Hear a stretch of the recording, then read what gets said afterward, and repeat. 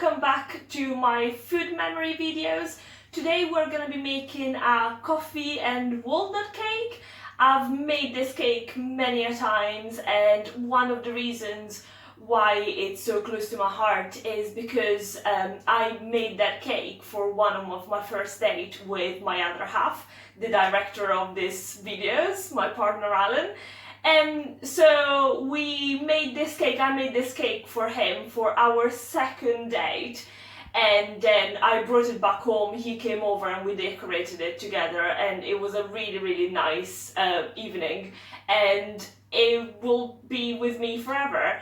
So we can start on the cake. This cake is really quite easy, the recipe is really straightforward. And I think that most of my recipes are basically like that. Just because something is simple doesn't mean that it's not delicious. This one is simple but sophisticated at the same time. So the recipe really straightforward. So it's technically a pound cake that we are gonna flavor with some coffee and some walnut pieces. So a pound cake is really technically the same amount of the four main ingredients. So the best way of making your pound cake is by weighing your eggs and then weighing the other ingredients on the same quantity. So I've got 4 eggs over here, which weighed about 250 grams. And then therefore I weighed my butter 250 grams, the sugar 250 grams, and the self-raising flour 250 grams. So to start on the cake, I've put the butter and the sugar into this bowl with the paddle attachment on my machine, and now I'm just gonna switch it on and wait for it to cream and become lovely and light and fluffy. So it will take about 2 to 3 minutes to do that.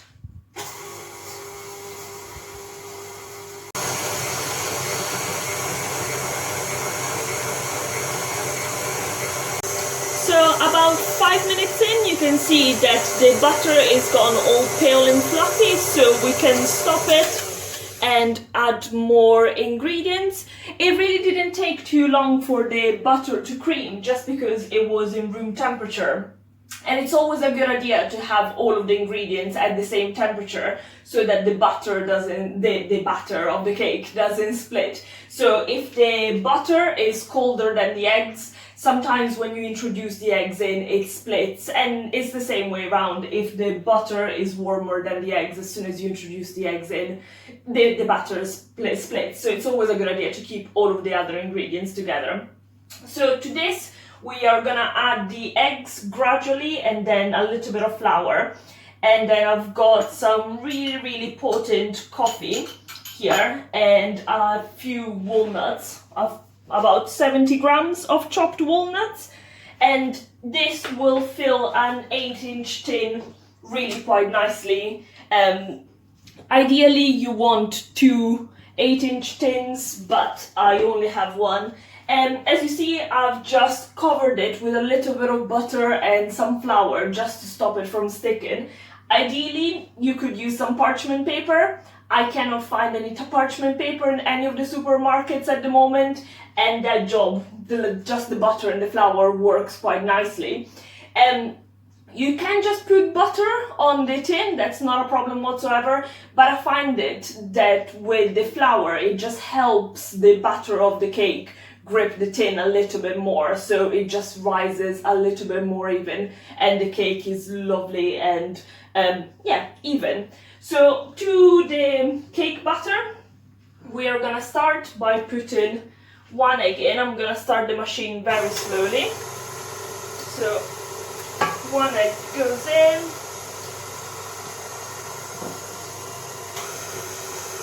And then we're gonna wait until that incorporates, and then we are gonna put the flour in, and then we might just scrape all of the edges with the spatula every couple of eggs, just to make sure that all of the butter is incorporated. So now we can put a few tablespoons of flour.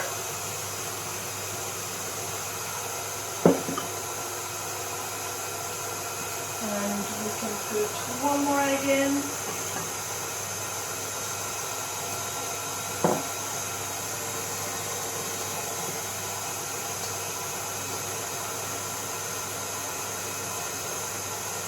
the flour is sifted. The reason why it's always a good idea to actually sift the flour is not because of any lumps. Lumps usually break down whilst the cake bakes. But the reason why you want to sift it is to make it as airy and fluffy as possible. So just to make sure that all of the butter has been picked up from the bottom and the sides, we're just going to give it a bit more of a scrape. Make sure you scrape till the very bottom. Nice. And then we'll start the machine again.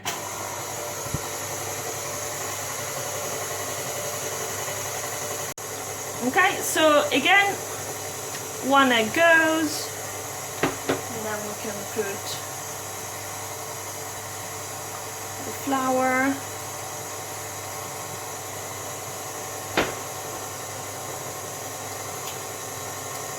and then we'll put the shot of coffee and the last egg.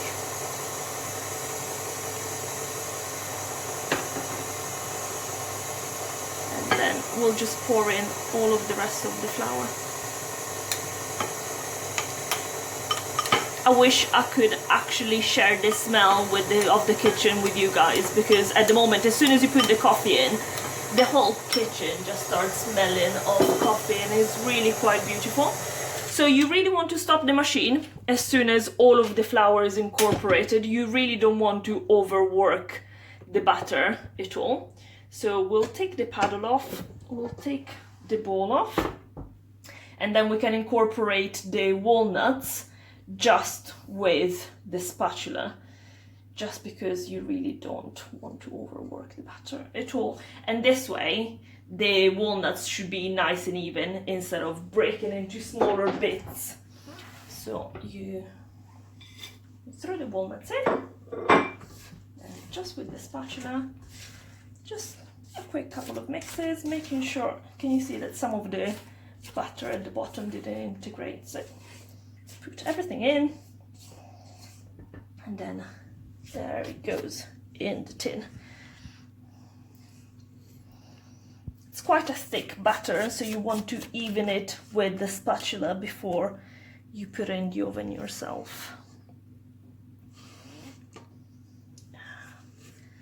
It's gonna be really quite a big cake, so we're gonna bake it for about 40 minutes. We're gonna start with 40 minutes at 170 degrees on our oven, just because our oven is really quite powerful, and then we can check it. If you were doing it on 2 smaller tins, about 20-25 minutes should do the trick, but as I said, I only have 1 cake tin, so about 40 minutes will do the job. So flatten it out, make sure that all of the butter goes in all of the corners, and there we go, and in the oven it goes.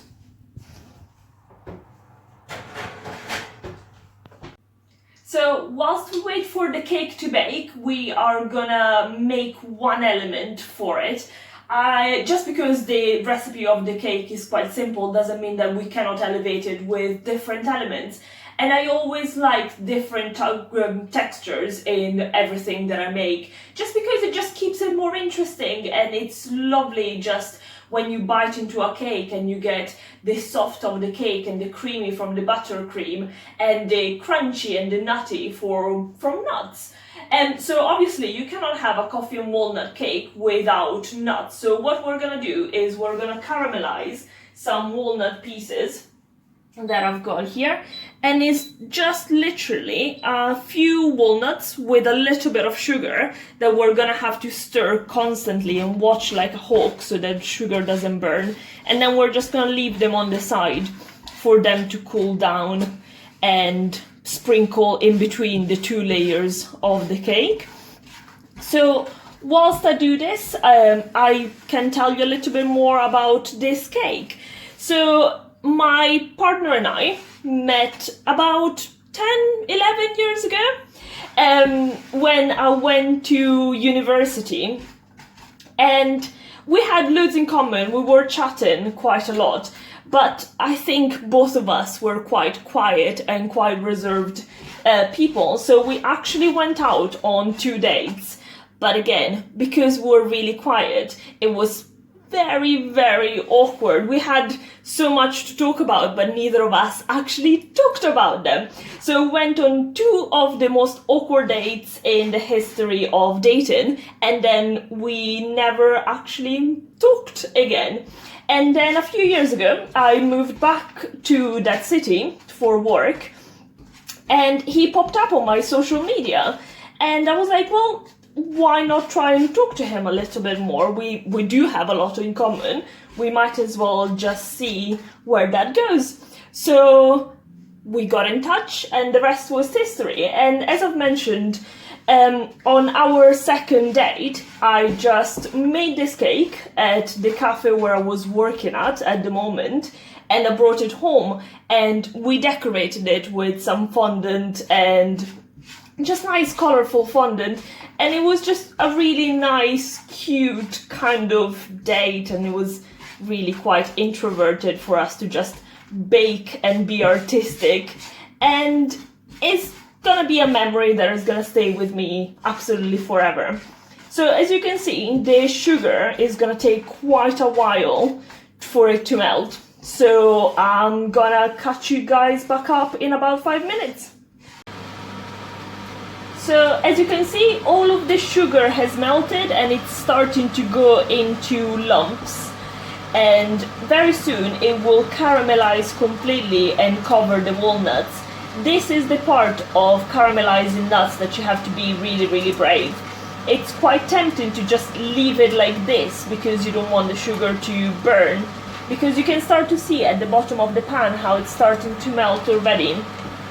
But just bear with it, because if you just leave it like this, then it's gonna be really quite gritty and it's not gonna be delicious. So let's just keep stirring it for a little bit longer, maybe in the next minute or so. The sugar is gonna caramelize completely, and that's when you will need to take it off the pan and to a non-stick.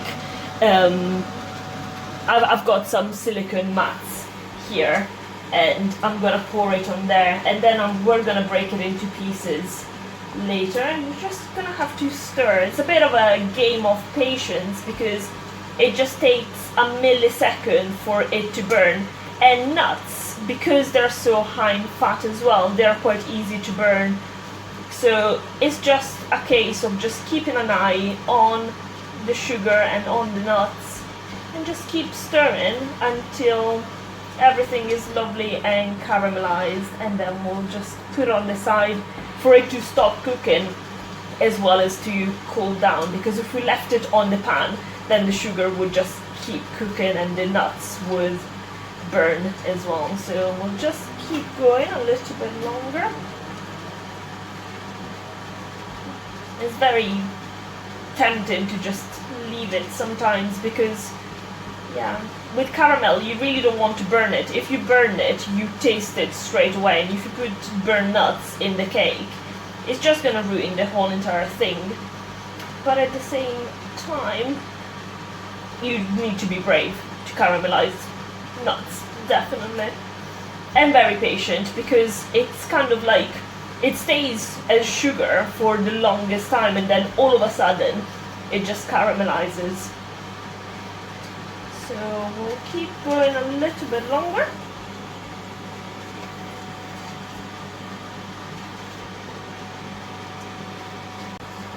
And a minute later you can see that all of the nuts are lovely and golden brown, and there's no more lumps of sugar. The sugar is completely melted and caramelized. So we're just gonna leave it on the side here, wait for it to cool, and then we're gonna break it down and put it as chunks on the cake. So whilst we wait for the cake to bake, we can actually prep the buttercream, and then we just leave it on the side and we can decorate the cake with it later. We're gonna do a layer of buttercream in the middle with the walnuts that we just prepared, and then we're gonna decorate with a piping bag on top as well. I always go for the classic recipe of the buttercream, so 1 part butter to 2 parts icing sugar, and then we're gonna flavor it with some really strong coffee. I always like to go for instant coffee instead of freshly brewed coffee, just because you can make it really intense. So by putting like about 2 to 3 tablespoons of instant coffee to 1 tablespoon of water, you introduce as little liquid as possible to the buttercream or the cake like we made earlier, by giving it a really intense coffee taste as well. So what we're gonna do is to cream the butter again. So again, in the machine, in the bowl, but this time we've got a whisk attachment, and then we'll make the butter really lovely and fluffy.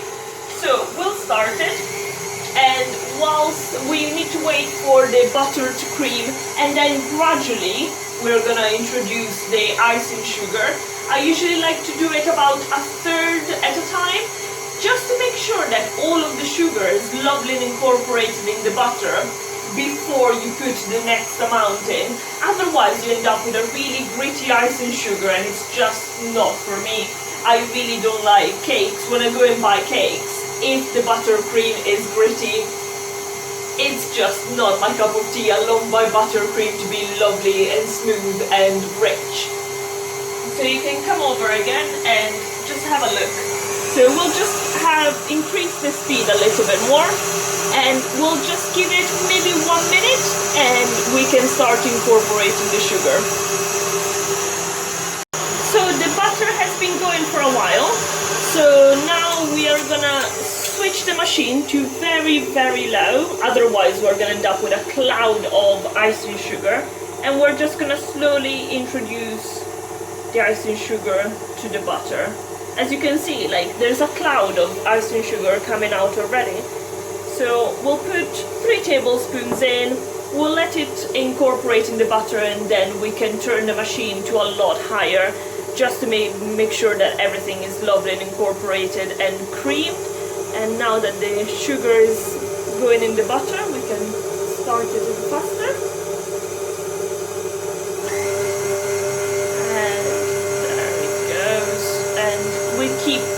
We'll keep it going at quite a medium speed for about 1 minute, 2 minutes, just to make sure that all of the sugar is lovely and incorporated before the next serving of sugar. We're gonna stop the machine, scrape all of the sides, because as you can see there's loads of sugar on the side, and then we're gonna add more sugar. So we'll go to max speed.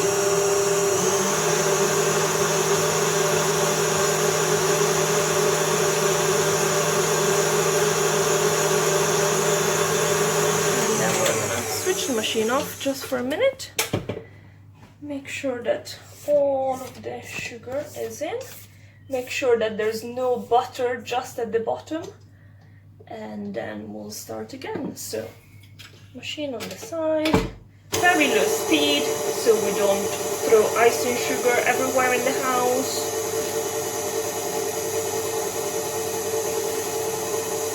A few tablespoons of sugar, and then as soon as it starts incorporating, we'll crank the machine a little bit higher, and we're just gonna put the coffee flavor at the end. For so many recipes for this buttercream, you need to add a splash of milk at the end, just to make sure that it's lovely and creamy. So instead of putting milk, we are gonna put the coffee, and that's gonna make it really lovely and fluffy. So now that it's all incorporated, we'll go really fast, and again for a minute or so, just to make sure that the sugar melts in the butter. I'm not sure if you can see it, but the color of the buttercream is actually changing. It's becoming really quite light and fluffy. So we'll just wait a little bit until everything is lovely and incorporated. There we go. We'll switch it off. Give it another scrape.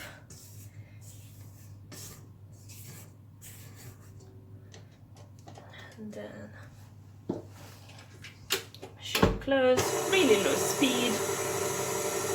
We might do this in 4 parts instead of 3. that the buttercream is not gritty and sandy. Wait for the sugar and then gradually increase.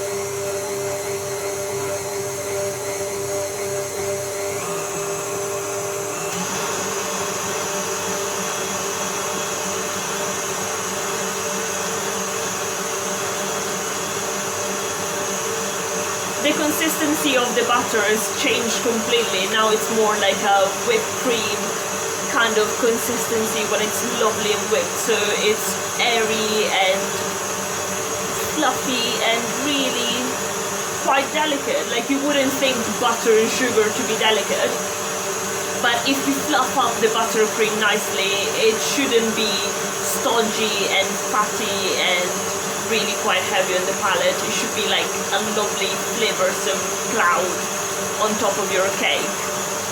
So we'll stop it again, we'll give it one more scrape, we'll put the sugar and the coffee in, we'll give it one more beat in, and then the buttercream should be lovely. So you can see how the buttercream is just a lovely creamy consistency. So I'll put it back in. And then again, low speed, put the rest of the sugar in.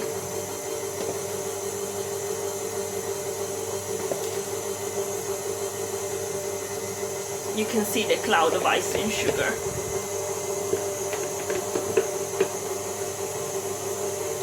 And then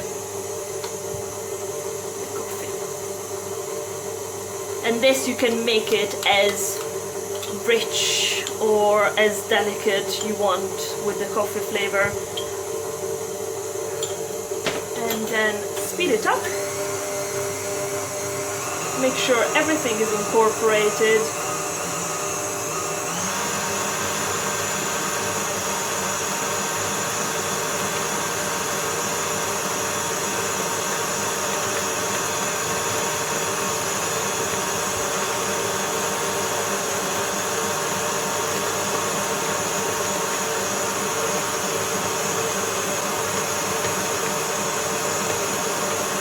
Bring it back down,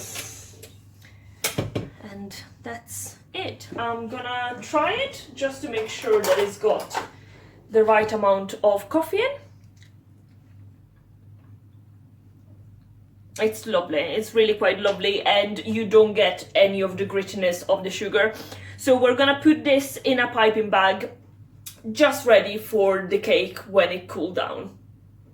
So it's been about 47 minutes.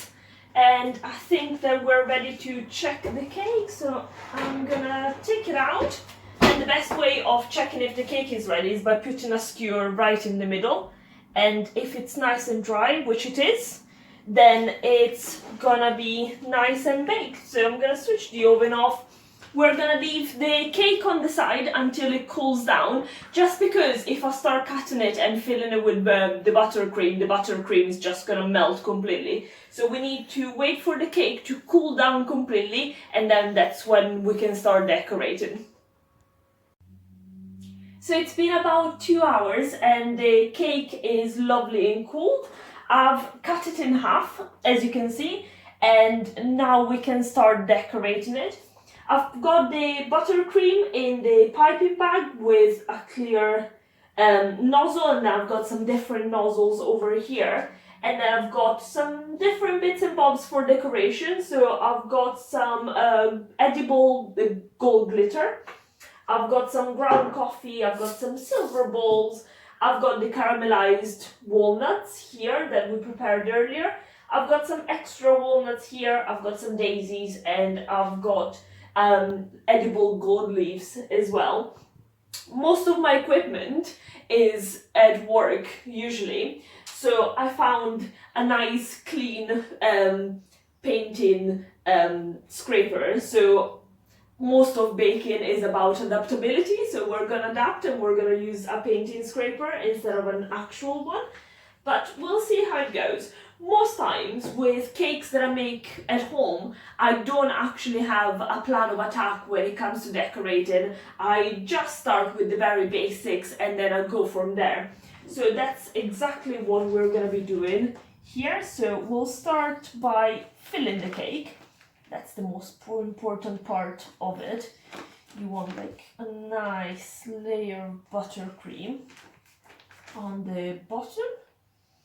And then I've put the bottom of the cake on this nice turning table, and that will make things easier when it comes to decorating.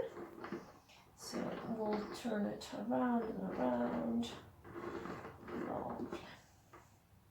And the little scraper does a really good job. It's basically the same as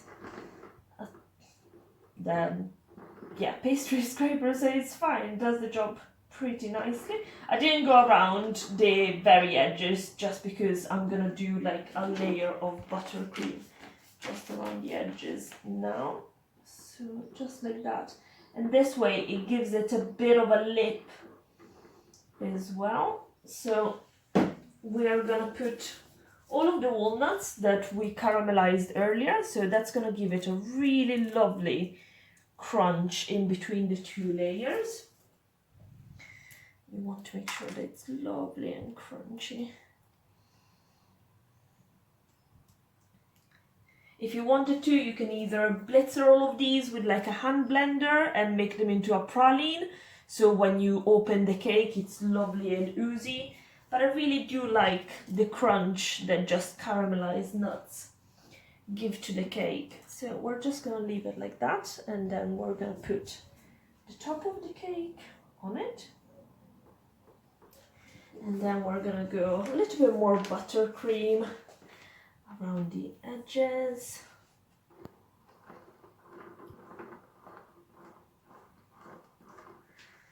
I think I'm gonna go for like a semi-naked cake kind of look. So there's gonna be some buttercream around the edges, but not too much. Just because I really like showing the cake for what it is, and then we can always decorate the top and the sides with other bits and bobs.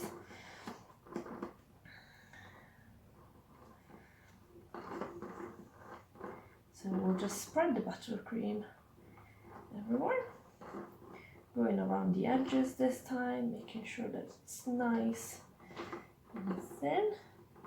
If you were gonna go for like a really nice layer of buttercream on the edges, you would really want like a crumb coating on the edge. So you just do like a really thin layer of buttercream like I'm doing now. And then you can refrigerate the cake and then do another layer of buttercream. And that way any crumbs that come out of the cake actually stays in the first layer of the buttercream. But we're not gonna do that on this cake. So we'll just go around a little bit more.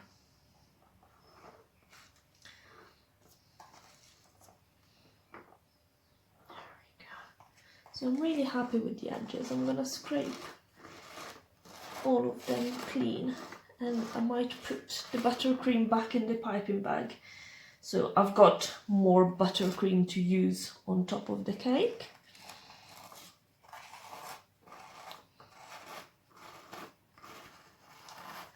So the edges are nice and clean, and that's exactly how I like them. Then we will open the piping bag a little bit, and we'll put all of the rest of the buttercream back in.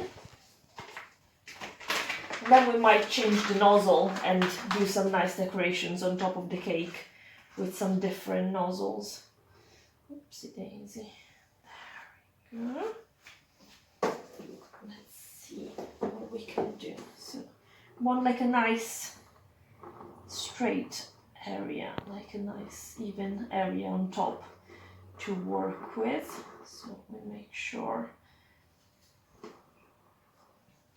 Again, ideally you would have a pastry scraper for this job, but adapt and survive, right? Even when it comes to pastries. And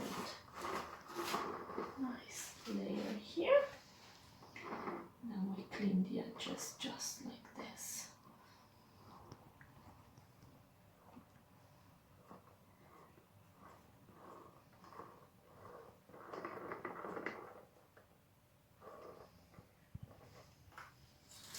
If there are any edges that don't seem as even, we can always just go back to them time and time again. It's not a problem at all. I think that's one of the beauties of doing our cake for just us instead of a cake for an occasion or anything like that. Just because you can just have it a little bit rusty looking, and there's nothing wrong with a nice rustic cake.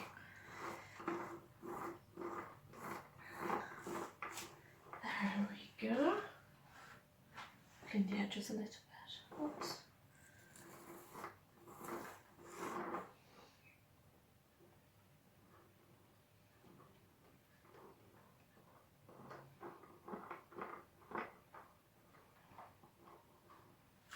Okay, that's really good. So what I might do now is change the nozzle of the piping bag, and we'll put a different one, and then we can do some different effects with the buttercream on top of the cake. Here's the piping bag.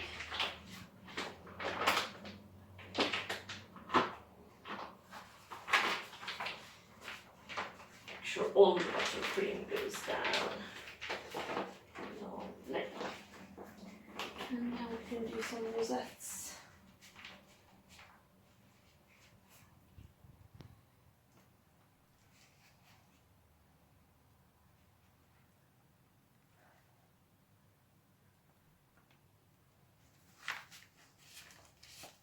Oops. We can just scrape that out. Not a problem later. Just do this. There we go. That's the beauty of buttercream. You can just keep scraping and it will just even out perfectly.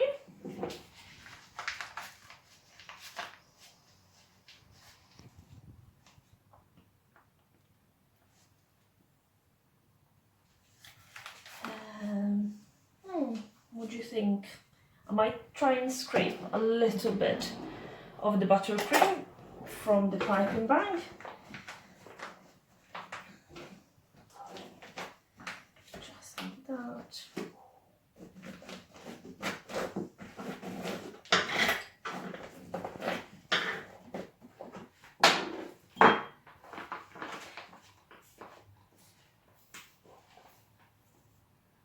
Perfect. Do one more rosette here.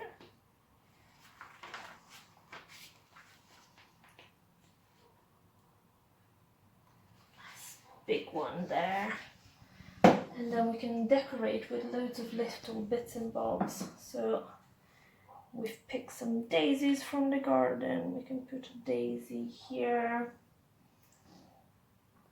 daisy over here.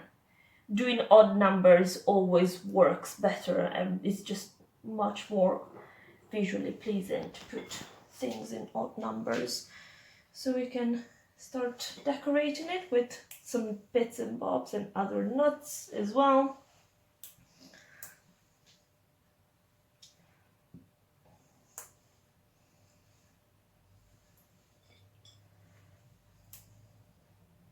I think gold will go with this cake a lot better than the silver, so we might sprinkle some gold on it at the end. Maybe a little bit of a gold leaf on the side as well.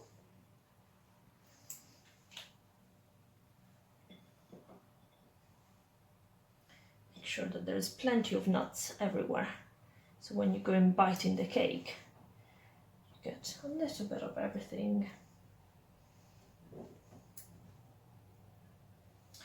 And then we'll take my trusty gold glitter.